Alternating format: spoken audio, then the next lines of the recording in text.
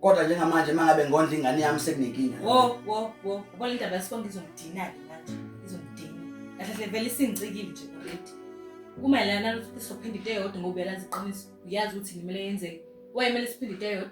Yelani iqiniso khuluma ngalo nje manje. Njengoba kubalekile ukuthi kwenziwe i-DNA inkinga ikephi? I-DNA yani usibonga ingane yami. Usibonga ukuthi yakho.